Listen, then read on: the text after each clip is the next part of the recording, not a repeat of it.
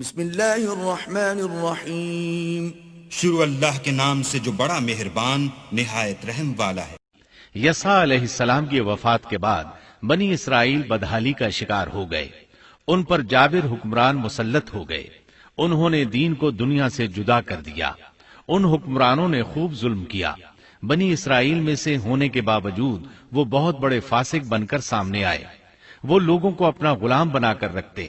دوسری طرف بنی اسرائیل کئی مارکوں میں شکست سے دوچار ہوئے۔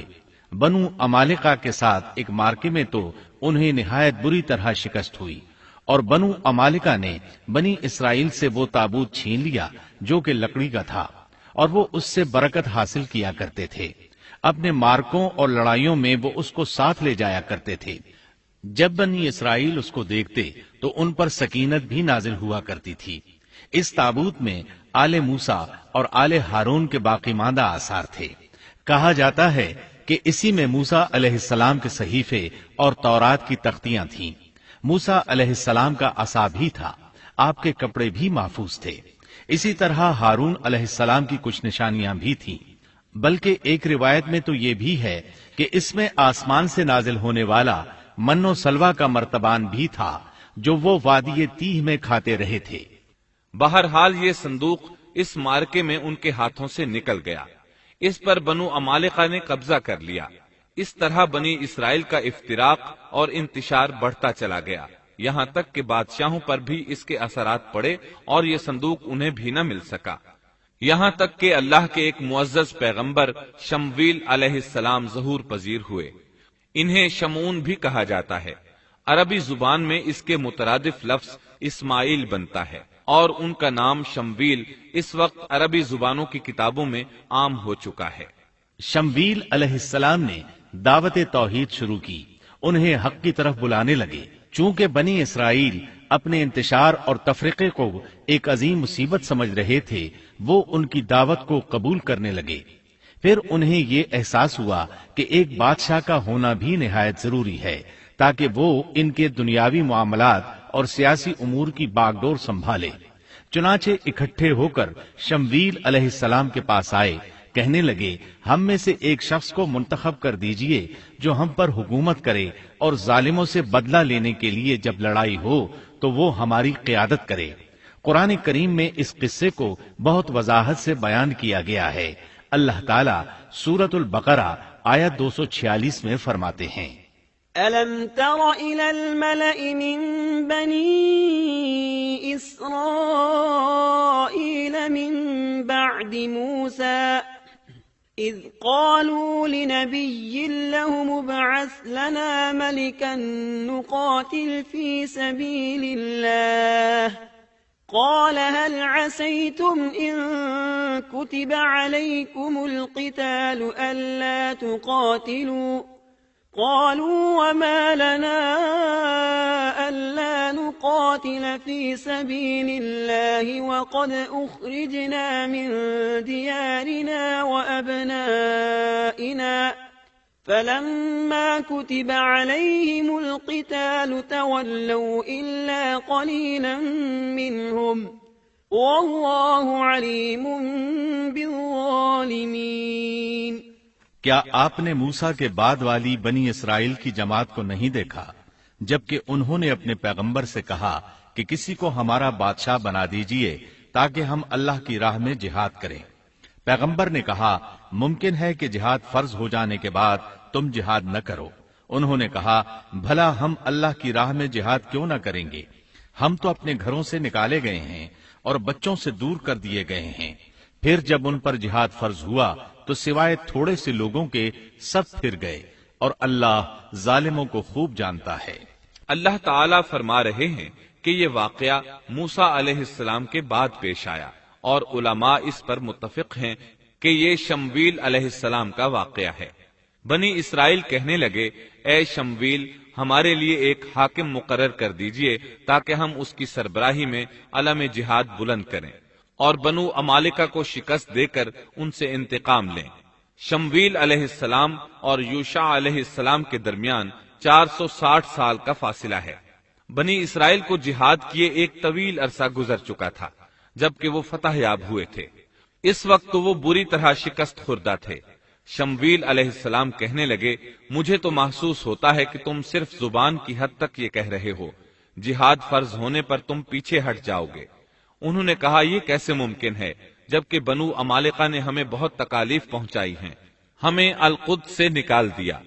بخت نصر بادشاہ نے ہماری بہت بڑی تعداد کو قتل کیا ہے، لہٰذا ہم تو ان سے ضرور لڑیں گے۔ پھر اللہ تعالیٰ نے شمویل علیہ السلام پر وحی نازل کی کہ جہاد فرض ہو چکا ہے۔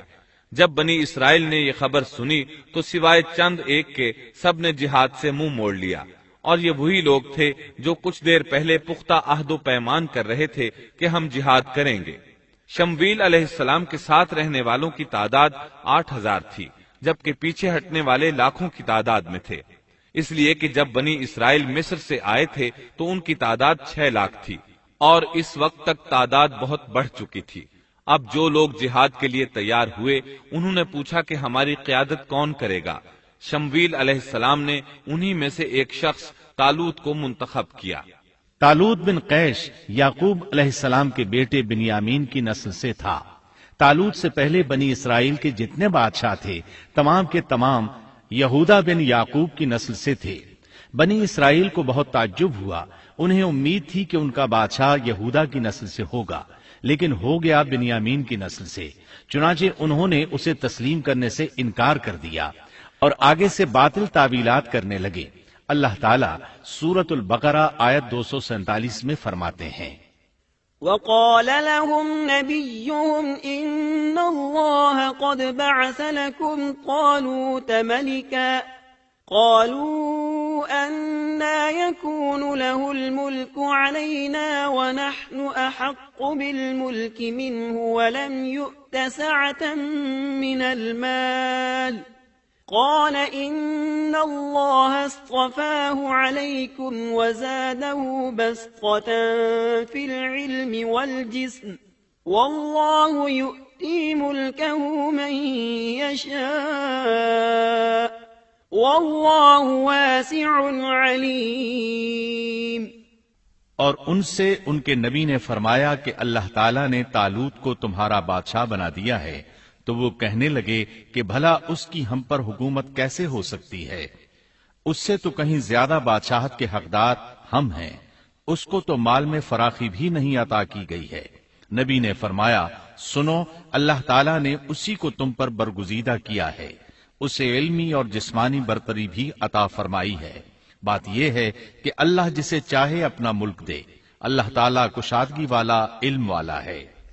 طالوت ایک غریب آدمی تھا، مالی حیثیت بھی اچھی نہیں تھی، چمڑوں کو رنگ کر پیٹ پالتا تھا، لیکن اس وقت علم و حکمت میں اس کا کوئی ثانی نہیں تھا، اور جسمانی ڈیل ڈول بھی اس قدر تھا کہ جو ایک بار دیکھتا ہی رہ جاتا۔ اللہ نے اسے بہت اچھا جسم اور اعضاء عطا فرمائے تھے، رنگ بھی سفید تھا، لیکن چونکہ وہ یہودا کی نسل سے نہیں تھا اس لیے وہ کہنے لگے اس کی نسبت تو ہم زیادہ حقدار ہیں کہ بادشاہ بنے۔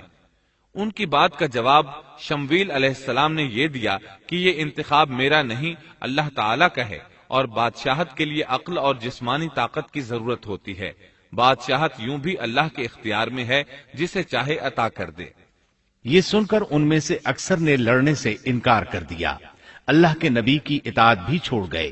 اس نازک موقع پر شمویل علیہ السلام نے ان سے کہا، اگر میں تمہارے پاس کوئی ایسا نشان اور معجزہ لے آؤں جو ثابت کر دے کہ یہ اللہ کا انتخاب ہے تو کیا تم میری باتوں پر یقین کر لو گے؟ وہ کہنے لگے، جی ہاں۔ چنانچہ اللہ نے انہیں ایک معجزہ عطا فرمایا۔ اس کا ذکر سورۃ البقرہ آیت 248 میں آیا ہے۔ وقال لهم نبيهم إن آية ملكه أن يأتيكم التابوت فيه سكينة من ربكم وبقية مما ترك آل موسى وآل هارون تحمله الملائكة إن في ذلك لآية لكم إن كنتم مؤمنين۔ ان کے نبی نے ان سے پھر کہا کہ اس کی بادشاہت کی ظاہری نشانی یہ ہے کہ تمہارے پاس وہ صندوق آ جائے گا جس میں تمہارے رب کی طرف سے دل جمعی ہے، اور آل موسیٰ اور آل ہارون کا بقیہ ترکہ ہے۔ فرشتے اسے اٹھا کر لائیں گے، یقیناً یہ تو تمہارے لیے کھلی دلیل ہے اگر تم ایماندار ہو۔ اس آیت میں اللہ تعالی نے شمویل علیہ السلام کی نبوت اور طالوت کی بادشاہی ثابت کرنے کے لیے نازل ہونے والے معجزے اور علامات کا ذکر کیا ہے، یعنی وہ تابوت جسے بنو عمالقہ نے چھین لیا تھا وہ واپس آ جائے گا اور فرشتے اسے اٹھا کر لائیں گے۔ چنانچہ لوگوں کے دیکھتے ہی دیکھتے اللہ کے فرشتوں نے اس تابوت کو لا کر طالوت کے سامنے پیش کر دیا۔ یہ معجزہ دیکھ کر وہ مطیع ہو گئے۔ اب طالوت ان لشکروں کو لے کر دشمن کی طرف بڑھے۔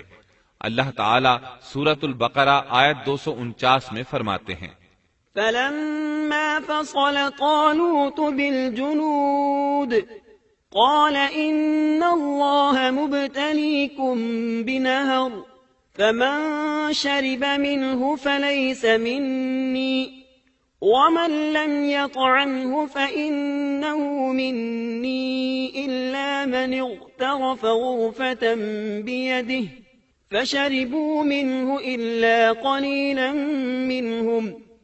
جب طالوت لشکروں کو لے کر نکلے تو کہا، سنو، اللہ تمہیں ایک نہر سے آزمانے والا ہے، جس نے اس میں سے پانی پی لیا وہ میرا نہیں، اور جو اسے نہ چکھے گا وہ میرا ہے۔ ہاں یہ اور بات ہے کہ اپنے ہاتھ سے ایک چلو بھر لے، لیکن سوائے چند کے باقی سب نے پانی پی لیا۔ جب طالوت نے سفر شروع کیا تو راستے میں ایک نہر آ گئی، ادھر لشکر پیاسا تھا۔ اللہ تعالیٰ نے اس کے ذریعے مخلص لوگوں کو الگ کرنے کے لیے ایک امتحان لیا۔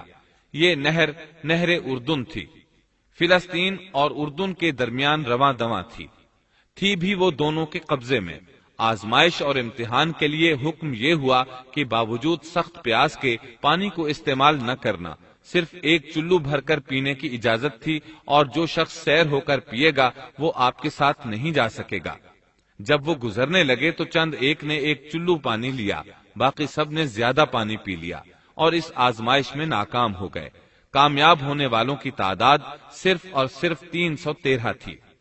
صحیح بخاری میں سیدنا برا بن عازب رضی اللہ عنہ سے روایت ہے کہ ہم اصحاب محمد صلی اللہ علیہ وسلم آپس میں یہ باتیں کیا کرتے تھے کہ غزوہ بدر میں شریک ہونے والوں کی تعداد طالوت کے ساتھیوں کے برابر تھی۔ اللہ تعالیٰ سورۃ البقرہ آیت 249 میں فرماتے ہیں، فلما جاوزه هو والذين آمنوا معه قالوا لا طاقة لنا اليوم بجالوت وجنوده قال الذين يظنون أنهم ملاقو الله كم من فئة قليلة غلبت فئة كثيرة بإذن الله واللہ مع الصابرین۔ طالوت مومنوں کے ساتھ جب نہر سے گزر گئے تو وہ لوگ کہنے لگے، آج تو ہم میں طاقت نہیں کہ جالوت اور اس کے لشکروں سے لڑیں، لیکن اللہ سے ملاقات پر یقین رکھنے والوں نے کہا، بسا اوقات تھوڑی سی جماعتیں بڑی اور بہت سی جماعتوں پر اللہ کے حکم سے غلبہ پا لیتی ہیں، اور اللہ تعالیٰ صبر کرنے والوں کے ساتھ ہے۔ جالوت کا لشکر بہت بڑا تھا، جبکہ طالوت کے ساتھ صرف 313 آدمی تھے۔ یہ صورتحال دیکھ کر بنی اسرائیل گھبرا گئے، بولے ہم تو تعداد میں بہت تھوڑے اور نہایت کمزور ہیں، کس طرح ان سے جہاد کر سکتے ہیں؟ لیکن ان میں سے کچھ لوگ نہایت پارسا اور اللہ پر یقین رکھنے والے تھے۔ یہ اور شمویل علیہ السلام دوسروں کا حوصلہ بڑھانے لگے، آخر وہ لڑائی پر تیار ہو گئے، مقابلہ ہوا۔ ولما برزوا لجالوت وجنوده قالوا ربنا أفرغ علينا صبرا وثبت أقدامنا وانصرنا على القوم الكافرين۔ اور جب ان کا جالوت سے اور اس کے لشکر سے مقابلہ ہوا تو انہوں نے دعا مانگی کہ اے پروردگار ہمیں صبر دے، ثابت قدمی دے اور کفار کے مقابلے میں ہماری مدد فرما۔ مقابلہ شروع ہوا۔ جالوت اپنے لشکر سے نکلا اور مقابلے کے لیے للکارا۔ یہ بہت طاقتور تھا، اس کا پورا بدن اسلحے سے لیس تھا۔ مسلمان اسے دیکھ کر ڈر گئے۔ طالوت نے اپنے ساتھیوں سے کہا، کون اس کے مقابلے میں نکلے گا؟ سب خاموش رہے۔ اس کے لشکر سے ایک نوجوان نکلا، یہ داؤد علیہ السلام تھے۔ اس وقت یہ صرف 16 سال کے تھے۔ یہ رسی میں پتھر باندھ کر اس کو گھما کر پھینکنے کے ماہر تھے۔ نشانہ زبردست تھا، پتھر بہت تیزی سے جاتا تھا، اس کی ضرب بہت شدید ہوتی تھی۔ جالوت نے انہیں دیکھ کر مذاق اڑایا۔ اس نے کہا، نوجوان تم ابھی بچے ہو، واپس جاؤ، میرے مقابلے میں کسی بڑے کو بھیجو۔ داؤد علیہ السلام نے اپنی رسی کو گھمایا، اس میں بندھے ہوئے 3 پتھر خاص انداز سے پھینک دیے۔ تینوں گولی کی رفتار سے آئے اور اس کے ماتھے پر لگے۔ جالوت کا سر پاش پاش ہو گیا اور وہ مر گیا۔ اس کے مرتے ہی جالوت کے لشکر میں خوف ہراس پھیل گیا۔ طالوت نے اپنے 313 مجاہدوں کے ساتھ ان پر حملہ کر دیا۔ ان میں کھلبلی مچ گئی، سنبھل نہ سکے، پیٹھ پھیر کر بھاگے۔ فهزموهم بإذن الله وقتل داود جالوت۔ بس اللہ تعالیٰ کے حکم سے انہوں نے جالوتیوں کو شکست دے دی اور داود کے ہاتھوں جالوت قتل ہو گیا۔ یوں اللہ تعالیٰ نے بنی اسرائیل کو دوبارہ غلبہ عطا فرمایا۔ فتح کے بعد طالوت نے داود علیہ السلام کو اپنا داماد بنا لیا۔ اس طرح داود علیہ السلام طالوت کے بعد بادشاہ بنے۔